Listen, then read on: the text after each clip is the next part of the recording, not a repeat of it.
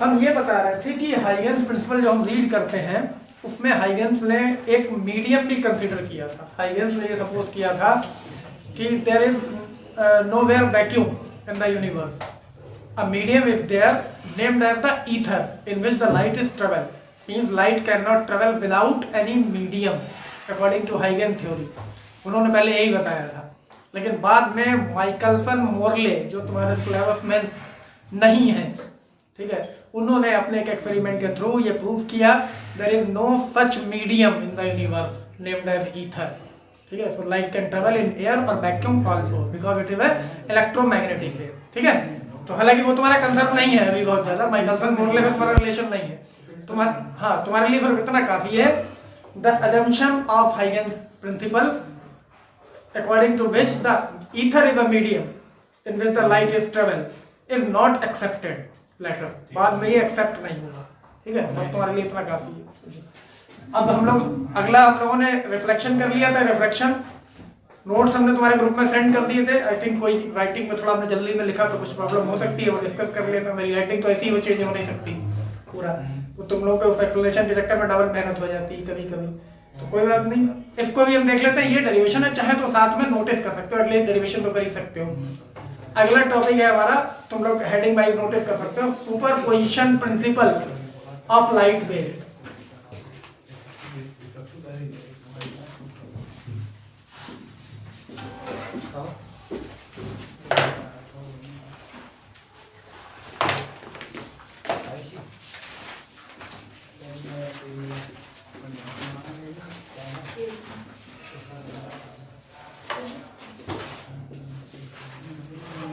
Superposition principle of light wave, ये topic है हमारा। तो 11th में सुपरपोजिशन था, वो बात अलग है, कोविड की वजह से तुम लोग बहुत कुछ पढ़ नहीं पाए। तो सिंपल सा है, व्हेन टू और मोर वेव्स आर ट्रैवलिंग। लिखना चाह रहे हो? लिख लो, सुपरपोजिशन प्रिंसिपल ऑफ वेव्स, ये हेडिंग हो गई हमारी।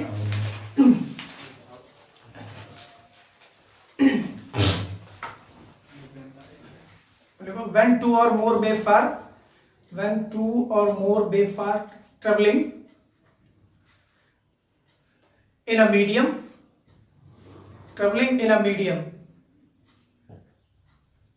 and superimpose on one another. When two waves are traveling in a medium and superimpose on one another,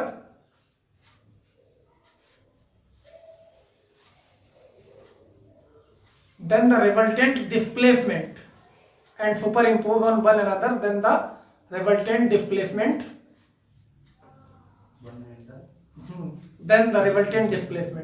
superimpose one another, then the resultant displacement at any point, then the resultant displacement at any point of the medium,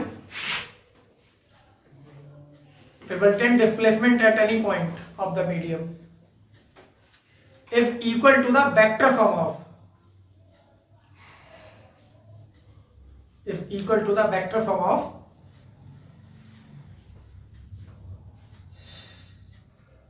displacement produced by each wave, equal to the vector sum of displacement produced by each wave.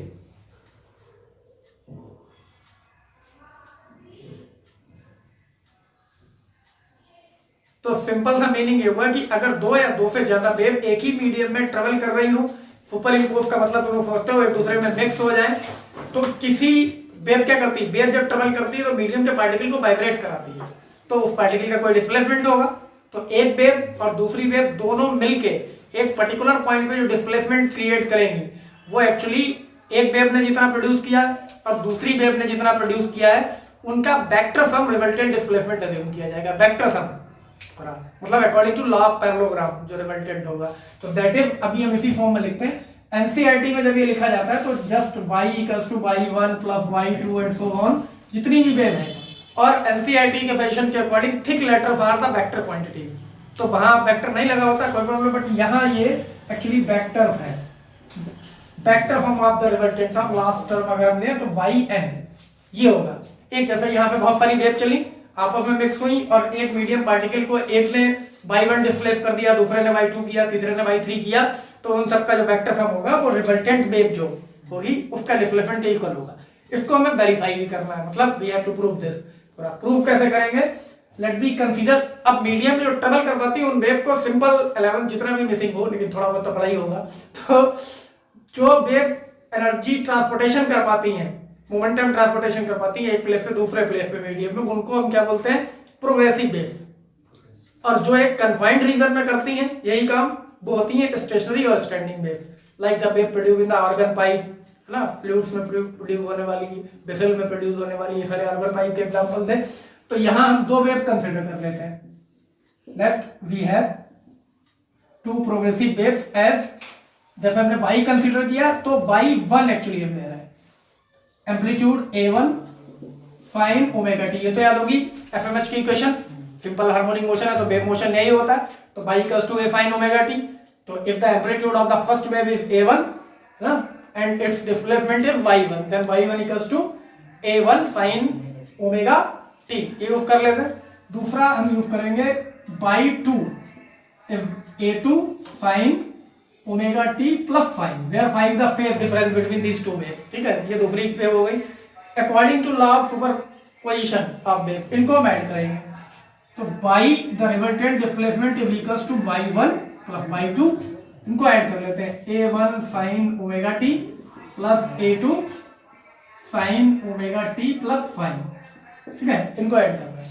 इनको add कर रहे हैं तो हमें simply a1 sine omega t plus a2 sine, use the formula sine a plus b, sine a cos b plus cos a sine b, तो ये F A हो जाएगा omega t, phi F A B हो जाएगा। तो इसको हम जब लिखेंगे तो क्या लिखना चाहिए? a2 और इसको ओपन कर रहे हैं, mean sine omega t F A cos phi plus cos omega t sine phi.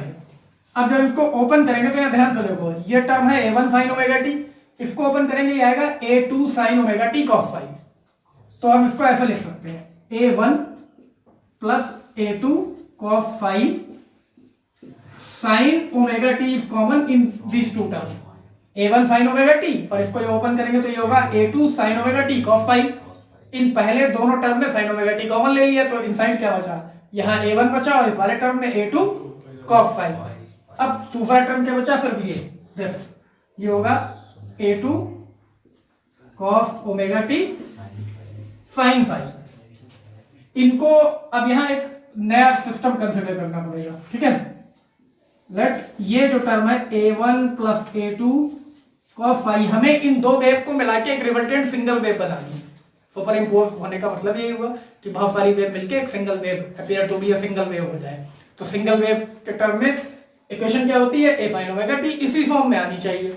इस फॉर्म में बनाने के लिए हमें a1 cos ओमेगा t, ये sin ओमेगा t वाला टर्म है, इसका मतलब ये रिमेनिंग टर्म जो होगा वो cos वाला होना चाहिए, एंगल सपोज कर। तो हम ये सपोज करेंगे, let a1 plus a2 cos phi is equals to a cos theta, मतलब इनका कंबाइंड एम्पलीट्यूड a कंसीडर कर लिया सेपरेटली, कितना था? a1 a2 कंबाइंड मान लिया हमने, a हो गया। Let the resultant amplitude of the superimposed wave if a, then a1 plus a2 cos phi is equals to a cos theta. और दूसरी ये जो टर्म मिल रहा है, यहाँ sin ओमेगा t वाला टर्म था, यहाँ cos ओमेगा t वाला टर्म है, तो यहाँ sin वाला होना चाहिए, means a2 sin phi can be put as a sin theta. इन वैल्यूज को यहाँ रख ले, इसको इनको कोई रिलेशंस नेम दे देते हैं, like a and b, these are not equations, है ना, we can consider these two relations, पूरा a एंड b। इनको जैसे पुट करेंगे तो इक्वेशन हमें मिलेगी y equals to, therefore y equals to, यहाँ देखो इसके प्लेस पे हमने पुट किया a sin phi, sorry a cos theta, तो a sin omega t cos theta plus if a2 sin phi को हमने प्लेस किया है a sin थीटा, तो a sin theta cos omega t। अब इसमें a कॉमन मिल रहा है हमें, तो फिर से ये टर्म वही हो गया, sin a cos b plus cos a sin b। तो फिर से इसको रिवर्स वे में लिख सकते हैं, sin a प्लस b का फॉर्मूला यूज करके। तो मतलब we can write this y equals to a sin omega t plus theta, ठीक है। अब क्या हुआ, पहले ये था अलग अलग, first wave is having a displacement by 1, equation is by 1 equals to a1 sin omega t, second is a2 sin omega t plus phi, तो phi is the phase difference between the waves। अब क्या आएगा, ये theta is the phase difference with the resultant wave, theta हो गया phase difference, a is the combined amplitude or effective amplitude of two waves after superposition। तो ये हो गई इक्वेशंस। तो this shows that these two waves are superimposed and travel in a medium as a single wave. दो waves ने मिलाकर एक single wave बना ली है, ये हो गया सुपरपोजिशन। अब इस सुपरपोजिशन में देखो, ये तो हमने फाइंड कर लिया, एम्पलीट्यूड चाहिए हमें, एम्पलीट्यूड की वैल्यू क्या होगी रिजल्टेंट, क्योंकि इससे तो कुछ फाइंड आउट नहीं हो रहा, वैसे तो ये अलग अलग है। उसके लिए हम क्या करेंगे, squaring and adding relations A and B. ये जो दो रिलेशन हमने सपोज किए हैं इनको स्क्वायर करके ऐड कर देते। तो यहां देखो, A square sine square theta, यहां A square cos square theta, A square common मिल जाएगा inside the bracket sine square theta plus cos square theta which is equals to 1। तो right side we can write only A square equals to A square. जब square करके add करेंगे तो क्या हो जाएगा, A square cos square theta plus A square sine square theta, A square common मिल गया, bracket में बचा sign square theta plus cos square theta 1 हो गया। तो ये वैल्यू हो गई हमारी, इसको हम लेफ्ट में लिख लेते हैं ए स्क्वायर, ठीक है। अब इधर वाली देखो, ये जो टर्म था फर्स्ट वाला, इसको तो हम डायरेक्टली लिख सकते हैं a2 square sine square phi, a2 square sine square phi plus ये term a1 plus a2 cos phi, a1 plus a2 cos phi whole half square. इसको हमें ओपन करना पड़ेगा, ठीक है। इसको जब हम ओपन करेंगे तो यहां देखो a1 स्क्वायर आएगा plus a2 square cos square phi आएगा plus 2a1 a2 cos phi आएगा, ठीक है। चलो ये लिख देते हैं, a2 square sine square phi plus a1 square plus a2 square cos square phi plus 2a1 a2 cos phi. अब ये दो टर्म फिर एक जैसे मिल रहे हैं, a2 स्क्वायर और a2 स्क्वायर और साइन स्क्वायर फाई और कॉस स्क्वायर फाई। इन दोनों में अगर हम a2 स्क्वायर कॉमन ले लें तो इनसाइड फिर बचेगा sine square phi plus cos square phi. तुम लोग अपने चाहे तो सारे स्टेप कर सकते हो, मेरे पास जितना स्पेस है उसके अकॉर्डिंग कर रहे हैं। तो यहां हमें मिल जाएगा this, a1 square already separate है प्लस a2 स्क्वायर फ्री हो जाएगा sine square phi cos square के भाई, और बाद में ये बचेगा 2a1 a2 कॉस फाई। ये वैल्यू किसकी आई, a स्क्वायर की, that is a equals to under root a1 square plus a2 square plus 2a1 a2 cos phi means amplitudes are added according to the law of parallelogram। Sir ये वाला आपने इसमें cos कहाँ गया, इस वाले में नीचे y वाले में इसमें a sin cos कॉमन लिया, cos कहाँ गया, कॉमन कहाँ लिया, ये तो हमने फॉर्मूला लिखा है ना, sin a cos b cos a sin b equals to sin a plus b, इसको यूज किया। और समझने omega t as A theta as A b, तो sin a cos b omega t as A था cos a sin b, a common ले लिया था तो इनसाइड क्या हो गया sin a cos b plus cos a sin b equals to sin a plus b। तो a आउटसाइड ऑलरेडी आ गया, sin a plus b as place of a is omega t, b की जगह theta हो गया। अब ये resultant amplitude आ गया, if we have amplitude of separately amplitude of two waves in superposition then we can find out the amplitude resultant amplitude इस फॉर्मूले के according, simple law of parallelogram है। अब जब a आ गया, एक चीज और होती है, इंटेंसिटी कैलकुलेट कराई जाती है हमें जो इंटरफेरेंस में यूज होगी आगे। तो intensity of any wave is directly proportional to the square of the amplitude of that wave. किसी वेव की इंटेंसिटी उसके एम्पलीट्यूड के स्क्वायर के डायरेक्टली प्रोपोर्शनल होती है। तो यहां से इंटेंसिटी में भी रिलेशन ले लेते हैं, लाइक उससे पहले हमें tan थीटा चाहिए होगा, ये फिर से एंड ये वैल्यू देखते हैं, डिवाइड कर लेते हैं, शायद ये वैल्यू हम डिवाइड कर लेते हैं। फिर से एक बार ये रिलेशन हमने स्क्वायर करके ऐड कर लिए, एक बार इनको डिवाइड कर लेते हैं क्योंकि हमें थीटा चाहिए, और थीटा जब भी हम डायरेक्शन कैलकुलेट करते हैं तो टेंजेंट के टर्म में tan थीटा। तो this divided by this means b divided by a, we have a sin theta upon a cos theta, tan theta की वैल्यू आ जाएगी। तो अगर हमें कहीं एंगल निकालना है तो tan theta is equals to this upon this a2 sin phi upon a1 plus a2 cos phi। तो ये भी वही सेम फॉर्मूला है जो लॉ ऑफ पैरेललोग्राम में एंगल के लिए आता था, है ना। PQ वेक्टर कंसीडर करते तो P sin थीटा इससे अपॉन पता क्यू। क्या चल रहा है इससे पता क्या चल रहा है इन दोनों इक्वेशन से? इससे पता ये चल रहा है कि वेव्स जब एक ही मीडियम में एक ही डायरेक्शन में अपोजिट डायरेक्शन बहुत सारी वेव ट्रेवल करती हैं, प्रोग्रेसिव वेव, तो वो मिक्स हो जाती हैं। किसी पर्टिकुलर पार्टिकल पे किसी मीडियम में जो इम्पैक्ट होता है वो due to the all waves होता है, not due to the single wave. जैसे अगर इस रूम के अंदर बहुत सारी वेव ट्रेवल कर रही हैं, तो हम उसके पार्टिकल का कितना वाइब्रेशन हुआ होगा, डिस्प्लेसमेंट कितना हुआ होगा, वो एक वेव से अज्यूम नहीं कर पाएंगे। बहुत सारी वेव होगी, उनका फाइनल इंपैक्ट जो होगा रिजल्टेंट वो इससे फाइंड होगा सुपरपोजिशन लॉ के अकॉर्डिंग पूरा। तो वो पार्टिकल कितना डिस्प्लेस हुआ वो हम इससे पता कर पाएंगे सुपरपोजिशन लॉ के अकॉर्डिंग। ये तो एम्पलीट्यूड है, ये टेन थीटा क्या निकाला आपने? टेन एंगल, फेज एंगल बोलते हैं इसको, ठीक है। डेरिवेशन आएगा ये वाला? हाँ आ सकता है, सब्जेक्टिव में ही आ सकता है। बहुत समझने की कोशिश की, बिल्कुल समझ नहीं फिर से बता दें कि बहुत इजीली आ जाएगा, बहुत इजी है। एक बार जब उसको खुद करोगे इसी प्रोसीजर में तो आ जाएगा। बस ये चीज तुम्हें थोड़ी सी नोटिस करनी है अभी तक टाइम नहीं कि किसको, वो भी यहाँ से समझ में आ जाएगा। लॉजिक लगाओगे कि इसको फिर से हमें सिंगल वेव में कन्वर्ट करना है, तो एक ए होगा एक बी होगा, तो ए वाला पॉइंट इसमें ओमेगा टी अवेलेबल है, इसमें ओमेगा टी अवेलेबल है, बाकी जो कुछ है उसको हटाना है। सर साइन से कॉस आ जाता है फार्मूला, ये वाला ना, हाँ ये हम नोटिस कर देंगे, यहाँ पर लिख दे रहे हैं। ये एक जस्ट फॉर्मूला होता है, sine A plus B equals to sine A cos B plus cos A sine B, ठीक है। इस फॉर्मूले के थ्रू आया है। अब नोट कर लो तुम लोग इसे। में था है? और क्या? हाँ था, याद करो क्या फायदा है? ट्रिग्नोमेट्री में 10th में भी रहा हुआ है।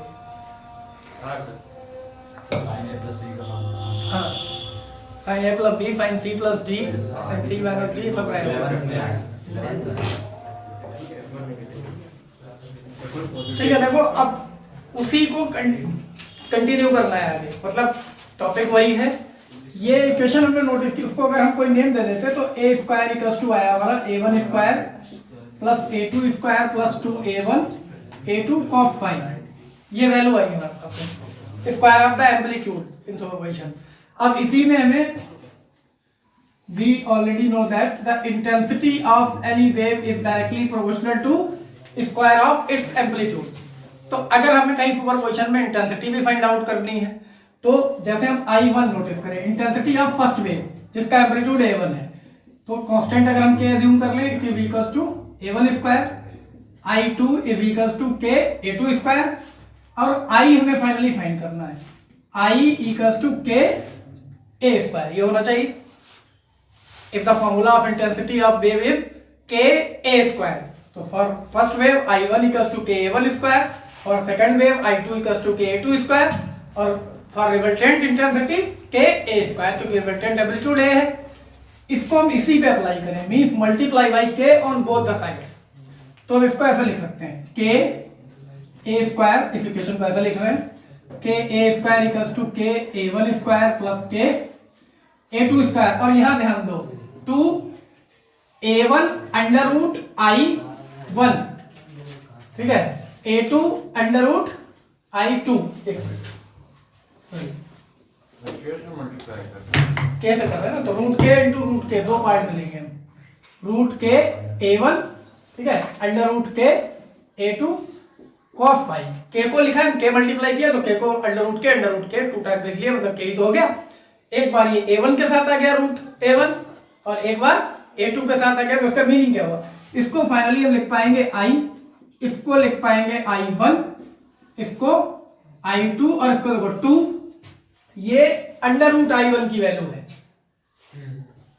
अगर स्क्वायर रूट लें इसका, तो under root I1 equals to under root के A1 हो जाएगा। तो इसका मतलब हम यहाँ पर लिख सकते हैं 2 अंडर रूट I1 I2, ये अंडर रूट I2 है, और cos five, this is the final formula of intensity. ठीक है, अब when the amplitude is maximum and when it is minimum, उसी के अकॉर्डिंग इंटेंसिटी मैक्सिमम मिनिमम होगी। तो हम यहाँ पर कंडीशन यूटिलाइज कर लें, अगर ये जो फाई की वैल्यू है 1 हो जाती है किसी तरीके से, ठीक है, तो ये फॉर्मूला हो जाएगा I1 plus I2 under root 2I1 I2। लेकिन इससे ये मैक्सिमम नहीं होती, क्योंकि ये तो फिर भी ऐड हो गया, मैक्सिमम या मिनिमम कंडीशन नहीं होती, ये टर्म 0 हो जाए पूरा का पूरा। एक बार देख लेते हैं, अगर ये एंगल आ जाए हमारा एफ की ये वैल्यू 0 आ जाए पूरी, या ये फिर cos फाई की वैल्यू, यह देखो हम कंडीशन लिख के दिखा दो, इफ cos फाई की वैल्यू किसी कंडीशन में 1 आ गई, तो ये टर्म यहां से देखो A square equal to a1 square plus a2 square plus 2a1 a2 हो गया।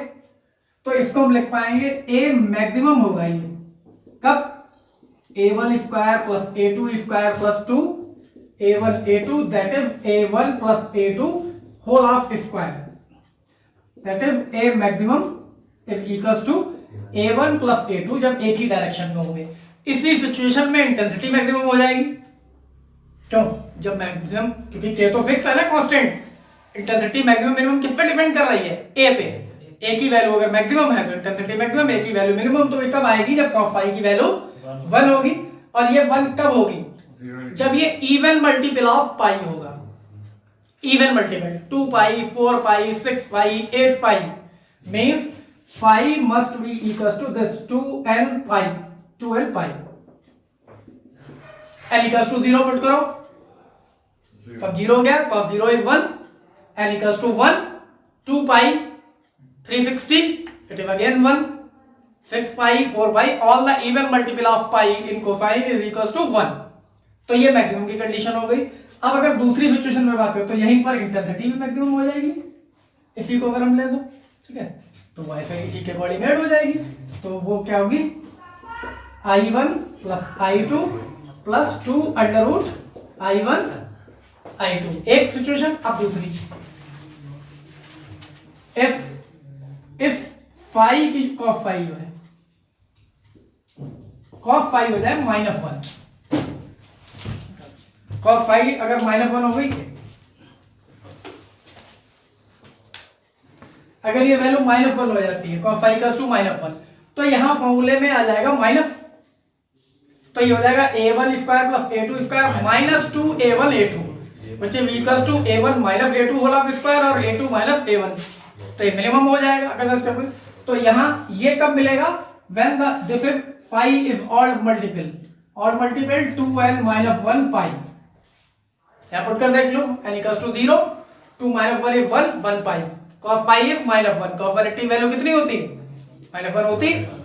अब अगर दूसरा लेते हैं n इक्वल्स टू 1, तो सॉरी n इक्वल्स टू 1 तो पुट कर ही चुके हम लोग, उसके अलावा n इक्वल्स टू 2, तो 4 माइनस 1 3 पाई, वंस अगेन -1 5 पाई 7 पाई, ये सब -1 रहेगी।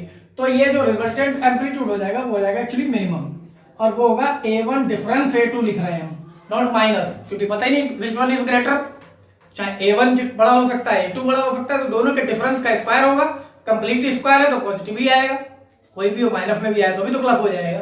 तो ये टर्म ये होगा, इसी के अकॉर्डिंग इंटेंसिटी हो जाएगी I मिनिमम, मतलब I1 प्लस I2 माइनस, इसकी वैल्यू तो प्लस थी, यहाँ माइनस आ जाएगी, 2 under root I1 I2, this is the minimum intensity. तो बहुत सारे क्वेश्चन में हमसे पूछा जाता है find out the ratio of maximum to minimum intensity in the superposition, तो I maximum I minimum amplitudes के रेशियो में होगा, a1 plus a2 divided by a1 minus a2।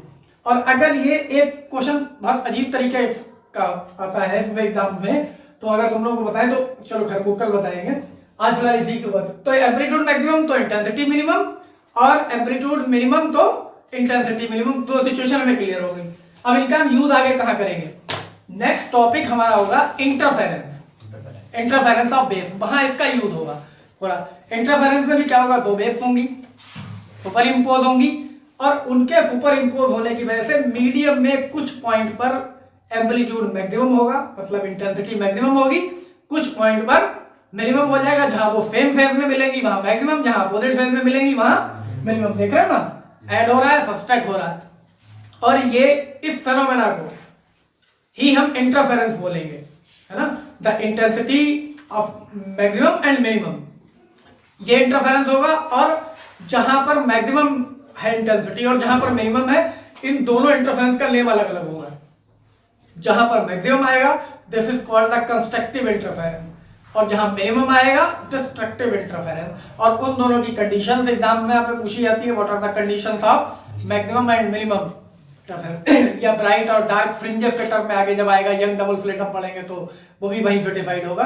तो एक कंडीशन तो डायरेक्टली तुम लोग समझ ही गए हो, when the this phi is equals to even multiple of pi it is maximum, तो यही कंस्ट्रक्टिव की होगी। और वो डिस्ट्रक्टिव इंटरफेरेंस की कंडीशन होगी। फिर फाई के साथ में एक रिलेशन और होता है पाथ का, phase difference and path difference between the waves, पूरा वो भी यहीं से जनरेट होगा। फाई के जो हम लोग अगर फिर आकाश फिर से हंसेंगे अगर हम 11th की बात करेंगे, 11th में इसकी इक्वेशन ये भी थी y equals to a sine omega t plus k x plus minus k x, ऐसे कुछ y equals to a sine omega t plus minus k x, ये थी स्टैंडर्ड इक्वेशन। इसमें ये जो के आ रहा है इसकी वैल्यू थी 2 pi by lambda, 2 pi upon the wavelength of that wave. तो वो टर्म के यहाँ भी यूज होगा, मतलब relation between path difference and phase difference भी हम यूज करेंगे इसमें, तो वो सब हम करेंगे। आज तुम लोग ये पूरा टॉपिक एक बार पढ़ लो अपनी बुक से, जो भी है तुम्हारे पास एनसीईआरटी एडिशनल जो भी कुछ भी है, और इंटरफेरेंस वाला पार्ट ठीक से रीड कर लेना डबल स्लिट, क्योंकि उसमें भी यही डेरिवेशन किया जाता है, मतलब ये डेरिवेशन रिपीट है। अगर आपसे कहता है फाइंड आउट ये derive an expression for the maximum और minimum intensity during the interference of waves, तो यही डेरिवेशन आपको रिपीट करना है। लास्ट में आके इसी तरीके से चेंज हो जाएगा, ये एम्पलीट्यूड के फॉर्म में था, ये इंटेंसिटी के फॉर्म में आ गया, मतलब डेरिवेशन एक ही है दोनों बार, तो उसकी जरूरत नहीं है। पूछी जाती है कंडीशंस ऑफ कंस्ट्रक्टिव और डिस्ट्रक्टिव इंटरफेरेंस, तो वो दोनों ये जो हमने लिखी है यही है पाई के टर्म में, ऑड मल्टीपल और इवन मल्टीपल के टर्म में। फिर यंग डबल स्लिट एक्सपेरिमेंट होगा, और इंटरफेरेंस होने के लिए एक चीज और भी जरूरी है कि जो सोर्सेज होते हैं वेव को एमिट करने वाले वो कोहेरेंट होने चाहिए, ठीक है। तो वो भी आपसे सेपरेटली पूछे जाते हैं, what are the coherent sources, what are the condition of sustained interference, why the colours appear in thin film, ये सारे इसी इंटरफेरेंस से रिलेटेड है। डबल स्लिट एक्सपेरिमेंट में जो फ्रिंजेस बनती है अल्टरनेटिवली डार्क एंड ब्राइट, पूरा उनका शेप, ये सारे क्वेश्चन मतलब छोटे छोटे क्वेश्चन इन्हीं से निकलेंगे, तो वो हम नेक्स्ट क्लास में डिस्कस करेंगे। अभी इसको नोट कर लो, तुम लोग कर रहे हो, इसको नहीं करना, ये तो क्वेश्चन में लिख दी है। तो ये रिजल्टेंट इंटेंसिटी है जो क्वेश्चन में भी यूज होगी। एक क्वेश्चन तुम लोग को बता देते हैं, अगर हो जाए किसी से ट्राई करके देखना, अगर इन दोनों वेव्स के एम्पलीट्यूड सेम होते तो what should be the resultant intensity. So in the process of superposition, if both the waves have the same amplitude like A, then what should be the resultant intensity? बस calculate करके देखना, ये question तुम्हें मिलेगा exams में। 2a square 4 4 times हो जाती है, 4 टाइम्स। हाँ बस, तो वो फॉर्मूला वो एज ए फॉर्मूला यूज होता है। अच्छा, ये जो क्वेश्चन हम बता रहे हैं ये एज ए फॉर्मूला यूज होता है। 4a